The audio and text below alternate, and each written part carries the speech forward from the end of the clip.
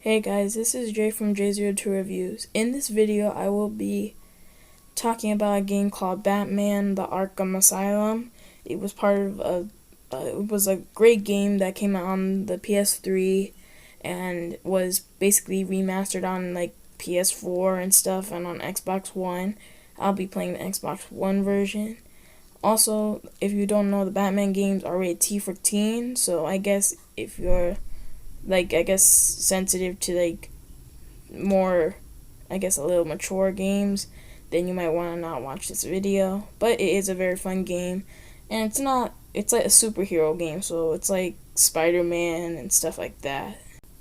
So to start this review, Batman the Arkham Knight is an amazing game. It was created by a company called Rocksteady. They make pretty decent games. They made basically all the Batman games, like Arkham Knight, Arkham City, and this one, Arkham Asylum.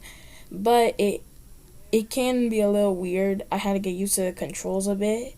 So first, what Batman does is you run with A, and then a lot of your weapons and gadgets can be used by using the D-pad on the Xbox, and I haven't played PlayStation, so this will be from an Xbox perspective. On the Xbox D-pad, you could change your weapons and your gadgets and everything. That can help you progress through the game, and it helps you get into secret areas. There are a bunch of collectibles in this game that the Riddler uses that you can hunt down and find, and a lot of them don't really, they don't really accomplish much, but they do give you some more playability for the game. And like I said, this game was created by Rocksteady, and it's a decent company, so you know you're gonna get a pretty decent game for what it is. The story is not that, it's okay. It's a good enough story for a Batman game. Basically, there's this tech toxin that's going around and it's being sprayed everywhere that was created by like Joker, and now the toxin infects people and makes them look like giant monsters. They can't control themselves, and Joker uses this to his evil plots, and then throughout the game it affects different villains in the game, and this is something I loved about it.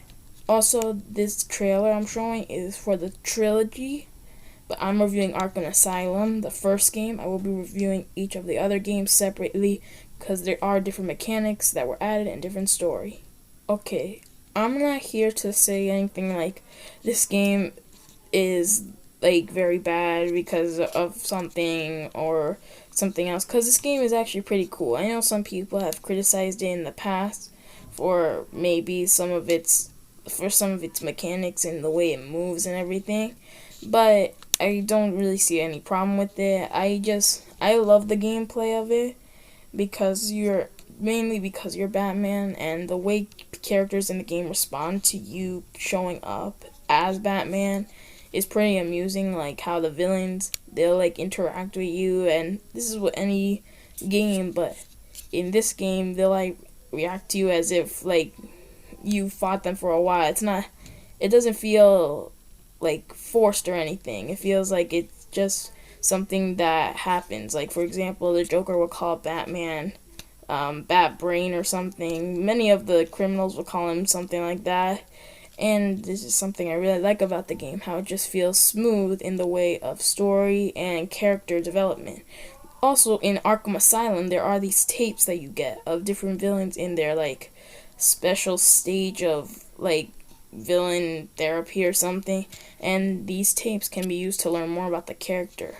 Like I was trying to hunt down all the tapes so I could learn everything about every character. For example, the Joker especially, he had a deeper story to it, and the therapist that works with them asks questions more on their character, and this is great for story development throughout the games and the second game. And at the end of this game, spoilers for probably this part of the video, just skip a couple of seconds. Joker turns himself using the toxin into the monster that other people were being transformed into, and Joker uses this toxin power to beat Batman. And this is what I want to get into next, the bosses in this game. The bosses are fairly great. They're pretty amazing. I know also a little disclaimer, I know I'm using the PS4 trailer for the game, but this game also came out on Xbox One. I just chose the PS4 trailer because I thought it showed the best footage of the game. And also I kind of think that it played better on PS4. And the bosses in this game are amazing. You have these giant bosses that you will fight in not regular games, but more like in any game. Any game you have bosses to fight, and in these bosses, you have to figure out a way to take them down with your gadgets. This is what I love about the game. Also, the playability and use of gadgets.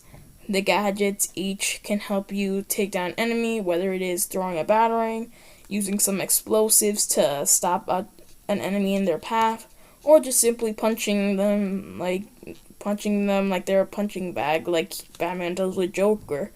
And other times it could be using stealth abilities to get down and hide from enemies that are too strong, and then taking them down later, like he did with many of the enemies in Arkham Asylum, because there's a lot of they have guns and you have to dodge them.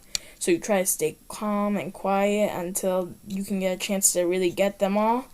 And it feels like an amazing triumph once you are able to beat every enemy, especially ones with like stealth missions and stuff, because then you feel like you've actually overcome that. And I can tell you right now that from what I played, it is very accomplishing, and it gives you it's very rewarding to fight the enemies, because you know that you got a step further to stopping Joker and whatever he is planning with his toxin. Like I said before, this game is very good. I love how it uses all of Batman's tactics and his normal skill to his ability to beat enemies and everything. And I love how enemies interact with Batman and how they have their own personality. This game is a very good game, and I would definitely recommend getting it, especially if you're someone who loves action games and exploring games like I do. For example, God of War, the Spider-Man games, Red Dead Redemption 2, and that is pretty much the end of this video. And if you liked it, please leave a like, comment, and subscribe to J02 Reviews, and I will see you next time. Also, remember that this video was made for like pretty much older people, so this is not recommended for kids, because it's not a game for kids. But with that, I will see you next time. Goodbye.